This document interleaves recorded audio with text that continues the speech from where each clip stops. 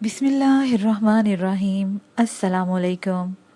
आज हम आपके लिए मरूफ रूहानी स्कॉलर हाजा शमसुद्दीन अज़ीमी की किताब मुराकबा का पार्ट नंबर 15 सफ़ा नंबर 140 से रिकॉर्ड कर रहे हैं। रूह का लिबास। समझा ये जाता है कि गोश्त पोस्ट और हड्डियों के ढांचे का नाम इंसान है। हालांकि तमाम मजहबी किताबों की तालीमात की रोशनी में गोश्त पोस्ट से बना हुआ आदमी असल इंसान नहीं बल्कि रूह का लिबास है। रूह जब अपने इस लिबास से रिश्ता मुनक़ता कर लेती है तो लिबास की हैसियत कुछ नहीं रहती। आप इसको जला दीजिए, टुकड़े टुकड़े कर दीजिए या गड्ढे में दफन कर दीजिए, अपनी तरफ से इसकी कोई मुदाफ़ियत नहीं होगी। रूह की अज़ली सिफ़त है कि वो हर आलम में अपना लिबास इख्तियार कर लेती है। जिस तरह इस आबो गुल की दुनिया में वो गोश्त पोस्ट का लिबास इख्तियार करती है, इसी तरह मरने के बाद की ज़िंदगी यानी आलमे एराफ में भी अपना एक लिबास बनाती है और इस लिबास में वो तमाम सिफ़ात और सलाहियतें मौजूद होती हैं जो मरने से पहले इस दुनिया में होती हैं। वहाँ लोग एक दूसरे को पहचानते हैं और उन्हें इस बात का एहसास होता है कि खुशी और रंजो गम क्या हैं। ये लोग आपस में जनती और दोषी लोगों में इम्तियाज़ भी करते हैं। कुरान पाक में अल्लाह ताला सूरह इराफ में इरशाद फरमाते हैं, और पुकारा जन्नत वालों ने आग वालों को कि हम पा चुके जो हमको वादा दिया था हमारे रब ने, तहकीक सो तुमने भी पाया जो तुम्हारे रब ने वादा दिया था। तहकीक बोले हाँ, फिर पुकारा एक पुकारने वाला इनके बीच में कि लानत है अल्लाह की बेइंसाफों पर जो रोकते हैं अल्लाह की राह से और ढूंढते हैं इसमें कजी, और वो आहरत से मुनकिर हैं। इन दोनों ग्रोह के दरमियान एक ओट हायल होगी जिसकी बुलंदियों यानी एतराफ़ पर कुछ और लोग होंगे। हर एक को इसके क्याफे से पहचानेंगे और जन्नत वालों से पुकार कर कहेंगे सलामती हो तुम पर। ये लोग जन्नत में दाखिल तो नहीं हुए मगर इसके उम्मीदवार होंगे, और जब उनकी निगाहें दोज़ख वालों की तरफ फेरेंगी तो वो कहेंगे ए रब, हमें इन जालिमों में शामिल ना कीजिए। फिर ये इराफ के लोग दोज़ख की चंद बड़ी शख्सियतों को उनकी अलामत से पहचान कर पुकारेंगे, देख लिया तुमने, आज न हम तुम्हारे जत्थे तुम्हारे किस काम आए, और ना वो साजो सामान जिसको तुम बड़ी चीज़ समझते थे। और क्या अहले जन्नत वही लोग नहीं हैं जिनके मुतल्लिक तुम कस्में खा खा कर कहते थे कि इनको तो खुदा अपनी रहमत में से कुछ नहीं देगा। आज इन्हीं से कहा गया है कि दाखिल हो जाओ जन्नत में, तुम्हारे लिए ना खौफ है ना रंज। अल्लाह के इरशाद के मुताबिक मरने के बाद नोहे इंसान और नोहे अजना के लिए दो तबके हैं, एक अलय्यीन आला और दूसरा सिज्जीन। आला और असफल की कुरान पाक में इस तरह वजाहत हुई है, वमा अदरा का मा सिज्जीन कुतुबु मरकूम। किताब अल मरकूम रिकॉर्ड है। इंसान दुनिया में जो कुछ करता है वो सब का सब फिल्म की सूरत में रिकॉर्ड हो जाता है। ये बात ज़हन नशीन करना ज़रूरी है कि हमारा ख्याल, हमारा हर तसव्वुर, हर हरकत और अमल शक्ल सूरत रखता है। हम जो कुछ करते हैं हमारे अपने इल्म के दायरे में इसकी फ़िल्म बन जाती है। मजहबी नुक्ता निगाह से चोरी की सज़ा हाथ काटना है। फ़र्ज़ कीजिए हम चोरी करते हैं, अब फ़िल्म बनना शुरू हो जाएगी। पहले इस बात की फ़िल्म बनेगी कि हम चोरी की नीयत कर रहे हैं, अब हम चोरी के लिए जा रहे हैं, अब किसी जगह चोरी कर रहे हैं।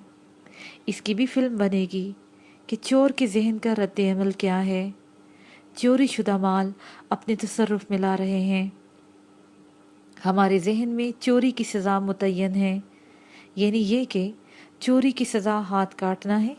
इसकी भी फ़िल्म बन गई। पूरी फ़िल्म इस तरह बनी कि ज़ैद चोरी के इरादे से घर से निकला, फ़लाँ फ़लाँ शख्स के हाथ चोरी की, पकड़ा गया, चोरी की सज़ा में ज़ैद का हाथ काट दिया गया। इस तरह हर अमल की फ़िल्म बंदी होती रहती है। मरने के बाद ज़ैद इस फ़िल्म को देखेगा या यूं कहिए कि एक खास इंतज़ाम के साथ जैद को ये फिल्म दिखाई जाएगी। इस मरहले में जैद दो कैफियत से गुजरता है। वो भूल जाता है कि मैं फिल्म देख रहा हूँ। फिल्म बीनी के दौरान जिस वक़्त हाथ कट जाता है तो वो हाथ कटने की तकलीफ़ भी महसूस करता है।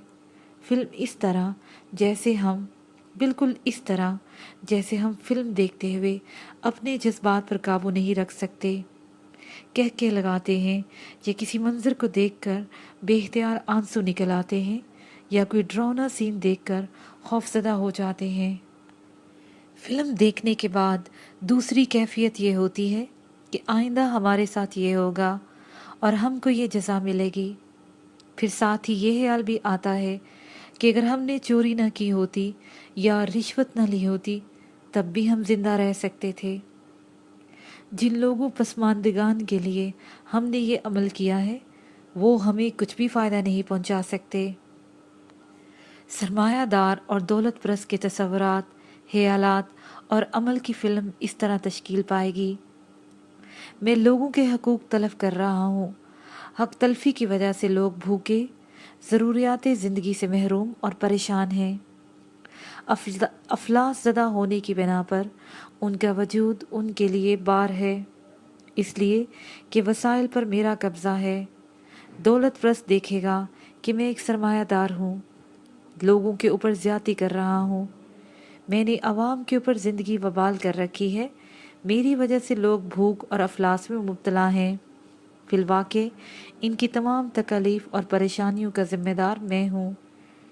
इंसाफ का तकाजा ये है कि जिस तरह मैं लोगों के लिए तकलीफ़ और परेशानी का सबब बना, मुझे भी इस तरह परेशान होना चाहिए। जैसे ही ये ख्याल आएगा, मैं खुद को फिल्म में मुफलिस, कल्लाश, परेशान हाल, मुस्तरिब और बेचैन देखेगा। चीखेगा, चिल्लाएगा, करबनाक हालत में इधर से उधर चक्कर लगाएगा और कोई परेशान हाल नहीं होगा। हातिफ़े गैबी। कायनात एक इज्तिमाई फ़हम रखती है। हर ज़र्रे, सितारे, सयारे, चरिंद परिंद, हैवान, इंसान, जिन्नात और फरिश्ते, सबको ज़िंदगी की तहरीकात एक ऐसे शौर से मिलती हैं जो अपने अंदर कायनात की मालूमात का पूरा पूरा इल्म रखता है। दौरे जदीद की ज़ुबान में इसकी मिसाल एक ऐसे कंप्यूटर की है जिसमें कायनात का मुकम्मल रिकॉर्ड मौजूद है। मुराकबे के ज़रिए इस शौर से राब्ता कायम किया जा सकता है। इस शौर से राब्ते का एक ज़रिया आवाज़ है। इस आवाज़ को इस्तिलाहन हातिफ़ गैबी कहते हैं, जिसके मानी गैब का पुकारने वाला है।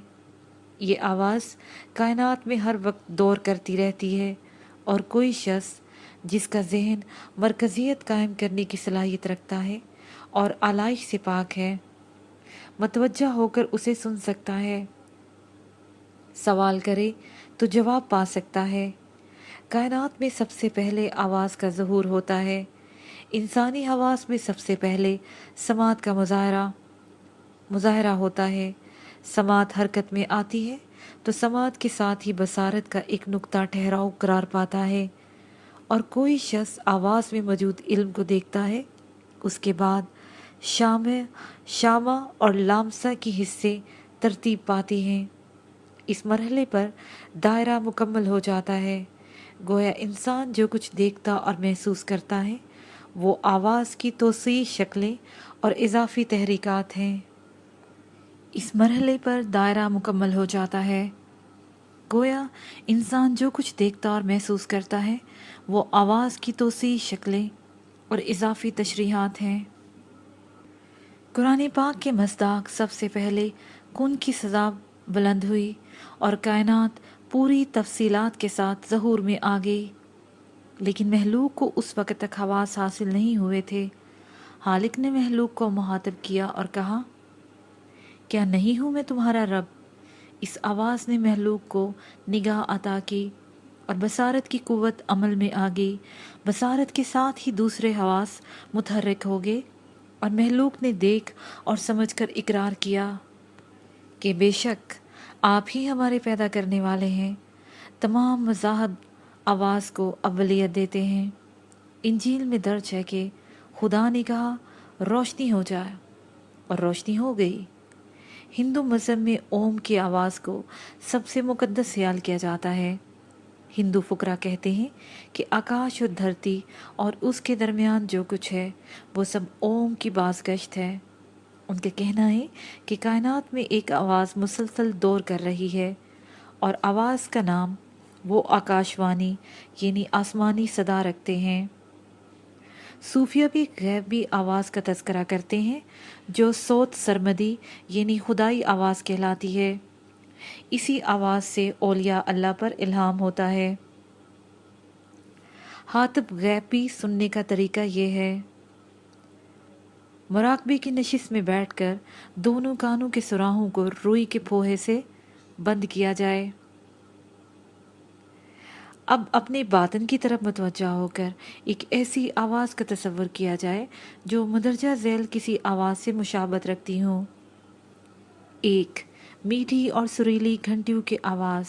2. शहद की मक्खियों की बिनबनाहट। 3. पानी के झरने की आवाज़ यानी वो आवाज़ जो पानी की सतह पर पानी के गिरने या पत्थरों पर पानी के गिरने से पैदा होती है। 4. बांसुरी की आवाज़। साबे मुराकबा जब मुसलसल इस आवाज़ पर मरकूज़ रखता है तो कान में आवाज़ आने लगती है। आवाज़ मुख्तलिफ अंदाज और तर्जों में सुनाई देती है। वक्त गुजरने के साथ आवाज़ में अल्फाज और जुमले भी सुनाई देते हैं। आवाज़ के ज़रिए साबे मुराकबा पुरस्रार रमूज़ मुनकशिफ होते हैं। गैबी वाक़यात का कशफ और आलम वाला से राब्ता कायम हो जाता है। जब साहबे मुराकबा मशक में महारत हासिल कर लेता है तो गैबी आवाज़ से गुफ्तगू की नौबत आ जाती है और वो आवाज़ से सवाल व जवाब भी करता है। हातिफ गैबी से सवाल जवाब का तरीका ये है, जब कोई शख्स इस काबिल हो जाता है कि हातिफ गैबी को सुन सके तो अज़हुद सवाल करने और जवाब हासिल करने की सलाहियत भी इसके अंदर बेदार हो जाती है। ताहम अमली तौर पर इसका तरीका ये है, जो बात पूछनी हो उसको जहन में एक बार दोहराएं, फिर मुराकबा की हालत में बैठकर हातिफ गैबी की तरफ तवज्जो करें और मुसलसल ध्यान कायम रखें। इस वक्त सवाल को जहन में ना लाएं, सिर्फ तवज्जो हातिफ गैबी की तरफ मरकूज़ रखें। ज़हनी यकसोई और दिमागी ताकत की मुनासबत से जल्दी आवाज़ के ज़रिए जवाब जहन में आ जाता है। तफ़हीम। अल्लाह ताला के इसमें अलीम को एक खसूसियत हासिल है। अलीम के मानी है इल्म रखने वाला। अलीम की निस्बत से इंसान को तमाम अलूम मुंतकिल होते हैं। अलूम की बिसात इस्माए इलाही का इल्म है। किसी इस्म का सबसे पहला मुज़ाहरा तजल्ली कहलाता है। तजल्ली एक नक्श है जो अपने अंदर मुकम्मल मानवियत के साथ साथ हदोहाल और हरकत रखती है। तमाम अस्मा या सफ़ात की तजल्लियाँ इंसान की रूह के अंदर नक्श हैं। ये नकूश एक तरह का रिकॉर्ड है। किसी माइक्रो इल्म की मानद इंसान की रूह में अस्मा के तमाम नकूश मौजूद हैं। अगर इंसान इसमें अलीम की निस्बत को बेदार कर ले तो वो तमाम अस्मा की तजल्लियात का मुशाहिदा कर सकता है। ये निस्बत एक याददाश्त है। अगर कोई शख्स मुराकबे के ज़रिए इस याददाश्त को पढ़ने की कोशिश करे तो इदराक, दरूद या शहूद में पढ़ सकता है। अंबिया और औलिया ने इस याददाश्त को जिस तर्ज में पढ़ा है उसको तर्ज़ तफ़हीम कहते हैं। तर्ज़ तफ़हीम को सैर और फ़तह भी कहा जाता है। तफ़हीम के मानी है किसी चीज़ की फ़हम बेदार करना या फ़हम हासिल करना। चनाचे तफ़हीम के मुराकबे से अस्माए सफ़ात का इल्म और वो फार्मूले मुनकशिफ होते हैं जिनसे कायनात वजूद में आई है। तफ़हीम का मुराकबा निस्फ़ शब गुज़रने के बाद किया जाता है।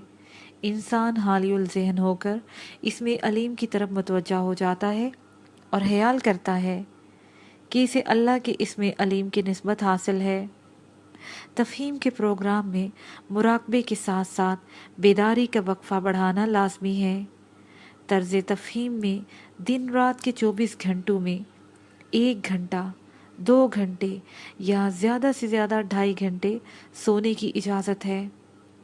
मुसलसल बेदार रहने से इसमें अलीम अपनी पूरी तवानाई से मुतहर्रिक हो जाता है।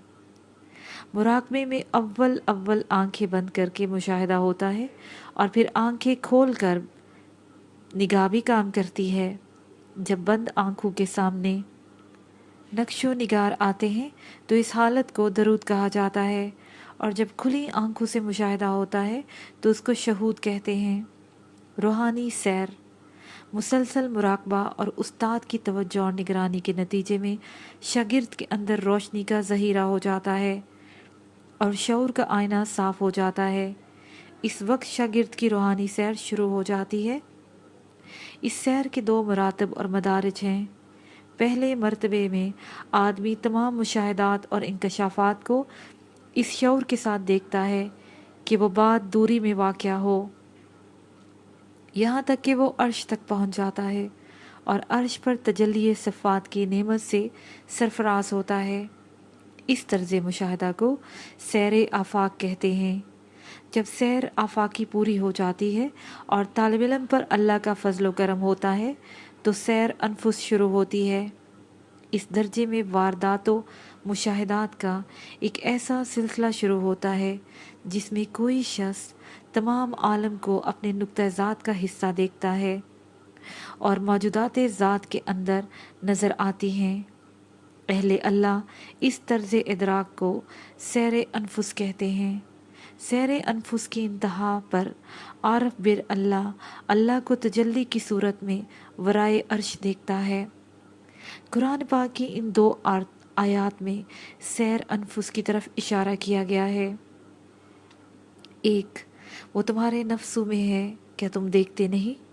2, हम बहुत जल्द दिखाएंगे अपनी निशानियाँ आफाक और अनफुस में, यहाँ तक कि खुल जाएगा उन पर हक। पारा नंबर 25 आयत नंबर 1।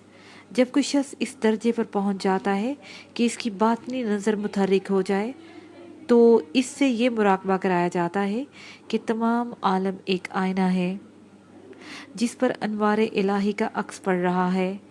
इस तज़व्वुर के ज़रिए सैर आफाकी शुरू हो जाती है। अगले मरहले में ये तसव्वुर किया जाता है कि साहिब मुराकबा खुद एक आईना है जिसमें अनवार व सिफ़ात इलाही पर अक्स पड़ रहा है। ये तसव्वुर सैर अनफुस की इब्तदा करता है।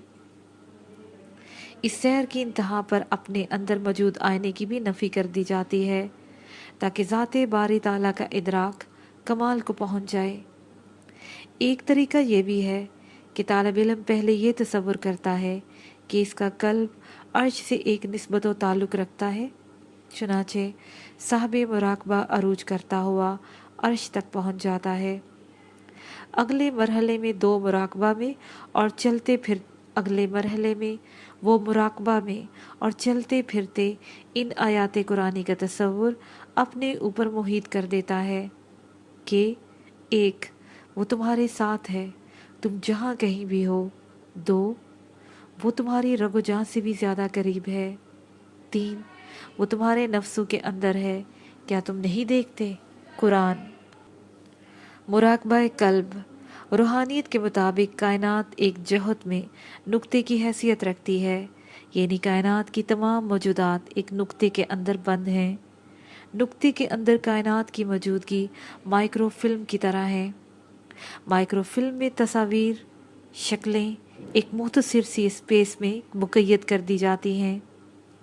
इसी तरह कायनाती नुक्ते में मज़ाहिर नक्श है। जब ये नुक्ता हरकत में आता है तो फैल कर कायनात का मुज़ाहरा करता है। इसकी दूसरी मिसाल किसी दरख्त के बीज की है। नन्हे मुन्ने बीज में जिसकी हैसियत एक नुक्ते से ज़्यादा नहीं है, दरख्त की पूरी ज़िंदगी, पत्ते, फल फूल, शाहें और आने वाली नस्ल के तमाम दरख्त महफूज होते हैं।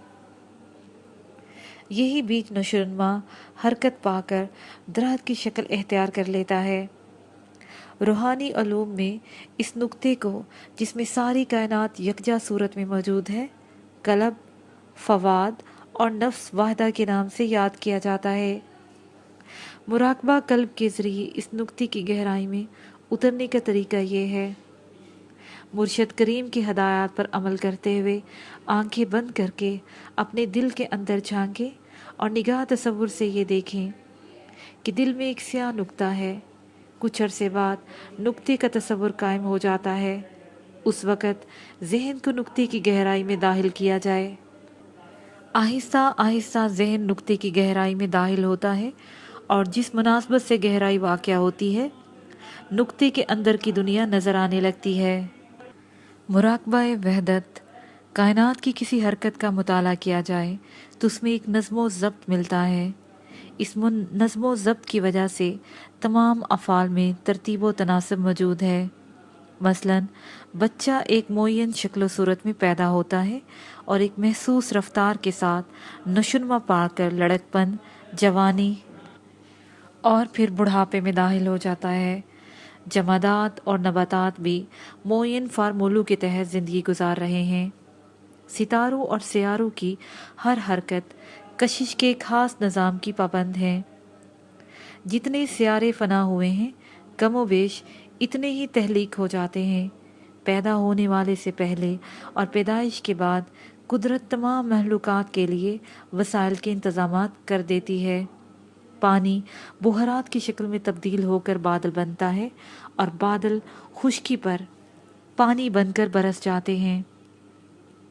یہ پانی زندگی کی نمو میں کام آتا ہے اور باقی زمین کے نیچے جمع ہو جاتا ہے یا ندی، نالے اور دریا بن کر واپس سمندر سے مل جاتا ہے۔ یہ مثالیں اس بات کو ظاہر کرتی ہیں کہ کائنات کے نظام میں ایک کنٹرول ہے۔ اس کی حقیقی وجہ یہ ہے کہ نظام عالم کے پیچھے ایک ذہن یا ایک اکائی کام کر رہی ہے۔ اسی ذہن کی ڈور ہلنے سے کائنات کے تمام پرزے حرکت کرتے ہیں۔ اس حقیقت کو توحید افعالی کہا جاتا ہے، جس کا مطلب یہ ہے کہ تمام افعال میں ایک وحدت موجود ہے۔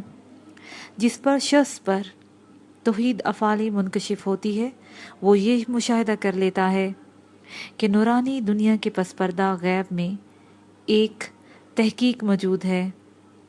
اس تحقق کے اشارے پر عالم مخفی کی دنیا کام کر رہی ہے اور عالم مخفی کے اعمال و حرکات کا سایہ کائنات ہے۔ ایسا شخص اس قابل ہو جاتا ہے کہ وہ ایک حرکت کو دوسری حرکت سے مربوط کر سکے، یعنی دو مختلف حرکات کا باہمی رشتہ اس پر ظاہر ہو جاتا ہے۔ وہ کسی بھی حرکت کا تعلق اس ذہن سے ملا سکتا ہے جو کائنات کو چلا رہا ہے۔ توحید افعالی کے مراقبے میں یہ تصور کیا جاتا ہے کہ نظام عالم کے اندر ایک وحدت ہے اور اس وحدت کا تشخص ایک نور ہے جو تمام عالم کا احاطہ کیے ہوئے ہے۔ لا کا مراقبہ: لا کے معنی نہیں یا نفی کے ہیں۔ لا اللہ کی ایک صفت کے انوار کا نام ہے، ایسی صفت جس کا تجزیہ ہم ذات انسانی میں کر سکتے ہیں۔ یہی صفت انسان کا لاشعور ہے۔ عمومی طرزوں میں لاشعور اعمال کی ایسی بنیادوں کو قرار دیا جاتا ہے جن کا علم عقل انسانی کو نہیں ہوتا۔ اگر ہم کسی ایسی بنیاد کی طرف پورے غور و فکر سے مائل ہو جائیں جس کو ہم یا تو نہیں سمجھتے ہیں یا سمجھتے ہیں، تو اس کی معنویت اور مفہوم ہمارے ذہن میں صرف لا کی ہوتی ہے، یعنی ہم اس کو صرف نفی تصور کرتے ہیں۔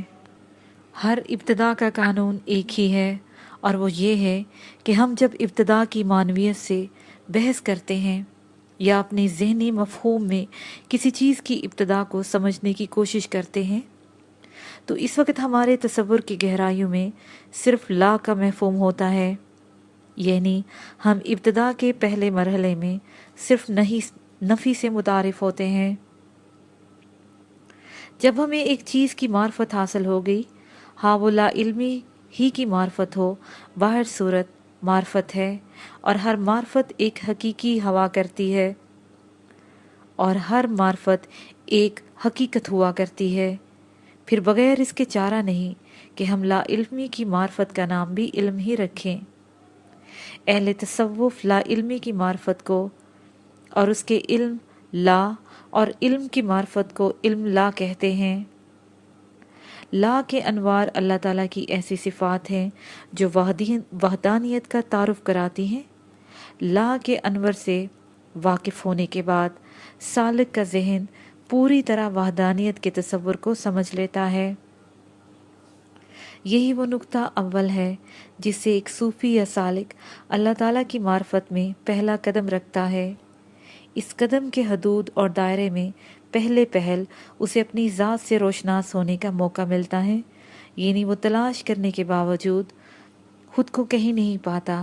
اس طرح اللہ تعالیٰ کی وحدانیت کا صحیح احساس اور معرفت کا صحیح مفہوم اس کے احساس میں کروٹیں بدلنے لگتا ہے۔ یہی وہ مقام ہے جس کو فنائیت کے نام سے تعبیر کیا جاتا ہے۔ لا کے مراقبہ سے ذہن میں خضر علیہ السلام، اولیاء، تکوین اور ملائکہ پر نظر پڑنے لگتی ہے اور ان سے گفتگو کا اتفاق ہونے لگتا ہے۔ لا کی ایک صلاحیت خضر علیہ السلام، اولیاء، تکوین اور ملائکہ کے اشارات اور کنایات کا ترجمہ سالک کی زبان میں اس کی سماعت تک پہنچاتی ہے۔ رفتہ رفتہ سوال و جواب کی نوبت آ جاتی ہے اور ملائکہ کے ذریعے غیبی انتظامات کے کتنے ہی انکشافات ہونے لگتے ہیں۔ لا کے مراقبے میں آنکھوں کے زیادہ سے زیادہ بند رکھنے کا اہتمام ضروری ہے۔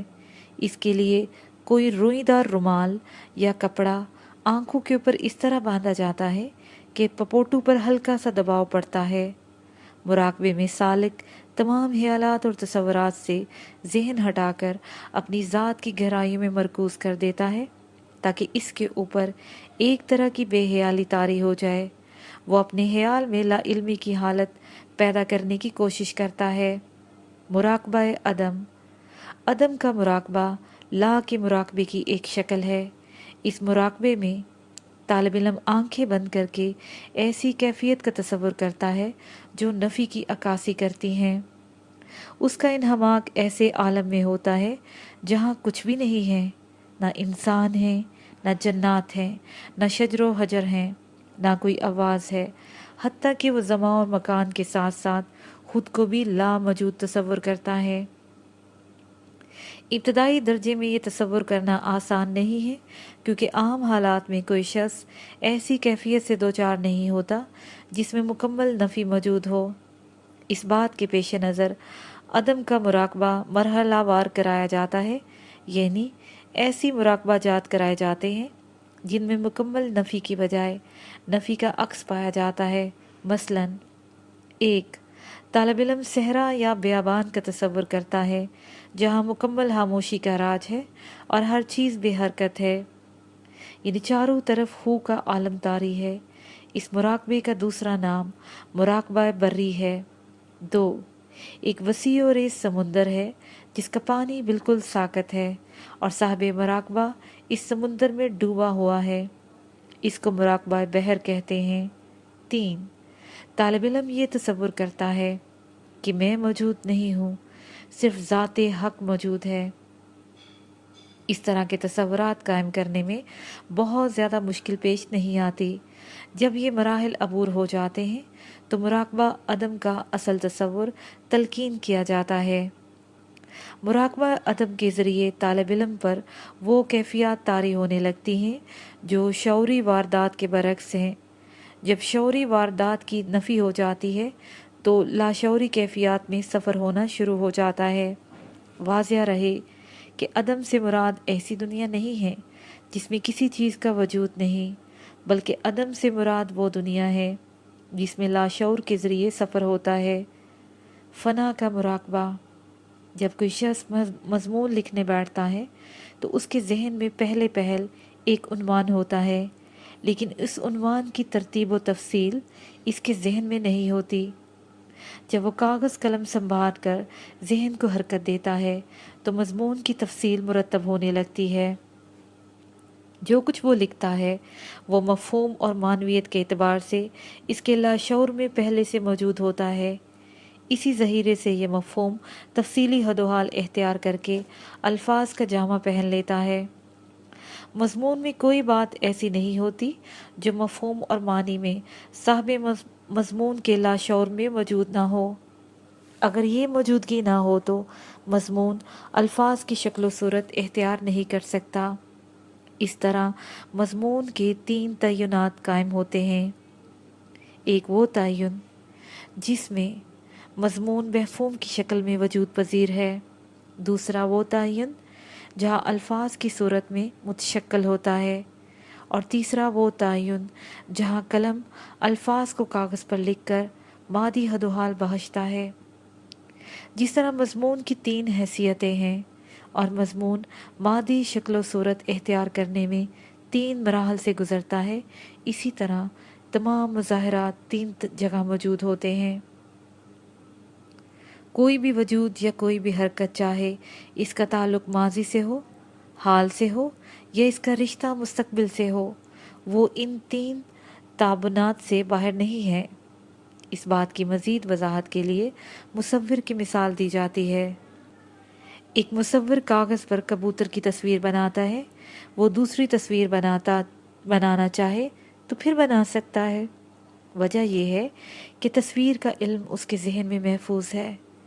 कागज़ पर सिर्फ तस्वीर का अक्स मुंतकिल होता है, असल तस्वीर मुंतकिल नहीं होती। इस तरह वो जितनी चाहे तस्वीरें बना सकता है, लेकिन तस्वीर का इल्म फिर भी उसके जहन से जुदा नहीं होता। कोई भी इल्म, कोई भी हरकत, कोई भी मज़र जिस जगह मफ़हूम और मानवी हदोहाल में मौजूद है, उसे आलम तमसाल कहते हैं। आलम तमसाल में भी हर मज़र नकूश और हदोहाल रखता है। इन हदोहाल को रूह की आंख देखती है। अगर इंसान मुराकबे के ज़रिए इन हदोहाल या इन नफूस को समझने की कोशिश करे तो इसका शऊर इन इतबाया नकूश को मालूम करने में कामयाब हो जाता है। इन नकूश में वो वाक़यात भी शामिल हैं जो मुस्तकबिल के अहकामात हैं और जिनकी तामील मिन व अन अपने वक्त पर ज़हूर में आती है। आलम तमसाल का मुताला करने का तरीका फ़ना का मुराकबा है। साहब मुराकबा आंखें बंद करके ये तसव्वुर करता है कि उसकी ज़िंदगी के तमाम आसार फ़ना हो चुके हैं और वो एक नुक्ता रोशनी की सूरत में मौजूद है। वो ये ख्याल अपने जहन में मुस्तहकम करता है कि वो अपनी ज़ात की दुनिया से बिल्कुल आज़ाद है और उसका ताल्लुक़ सिर्फ़ उस दुनिया से बाकी है जिसके अहाते में अज़ल से अबद तक की सरगर्मियाँ मौजूद हैं। इसके साथ ही ये पार्ट अपने अख्ताम को पहुँचा।